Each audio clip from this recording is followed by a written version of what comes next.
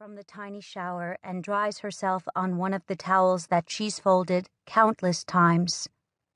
She brushes her teeth, scrubbing away the sour taste and replacing it with the bitter tang of something that's supposed to be mint but isn't.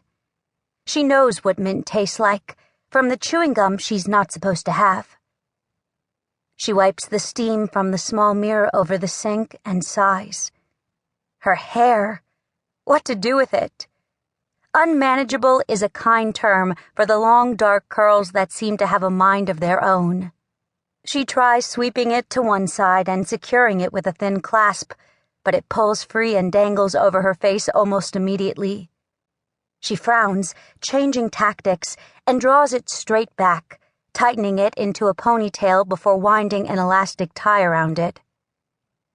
She gives herself a last look and leaves the bathroom. Zoey dresses in rough cotton pants the color of the early morning light, then pulls on a shapeless top which hangs down to her narrow hips. She's given up looking in the mirror in the bathroom in regards to her clothing. There are only two styles to choose from. She has one on, and she knows she'll wear the other later that day. A tremble runs through her that ends in her center and curls there, making the slight nausea she woke with worsen. She tries not to look at the digital calendar above her desk, but does anyway. It's the brightest and most prominent object in the room, with its glowing numbers that shine too bright even when the contrast has been turned down.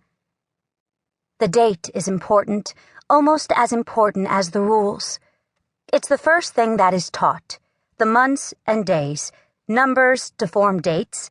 Those are what are supposed to be remembered. She can still hear Miss Gwen's voice through the years that have passed since the very first lesson. She remembers standing before her, no more than 4 years old and afraid, the instructor's pert dress like a bell above her flat-soled black shoes. The older woman seems not to have changed at all in the last 16 years.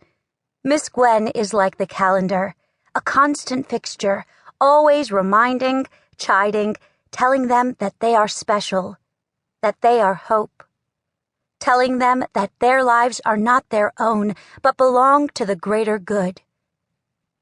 How much is a life worth? This question is the first that enters Zoey's mind each morning, and it is the last she thinks before falling off to sleep every night. Can a price be put on such a thing? And if it could be, would one ever be able to pay it? She reaches out, wishing she could smash the protrusion of the calendar off the wall, but knows they'll just put another up, and an act like that would earn her time in one of the boxes. She's never had to go inside, but knows she doesn't want to. There are some things in life that don't have to be experienced to form an opinion of. A quiet scratching comes from the window, and she spins, her breath catching in her chest.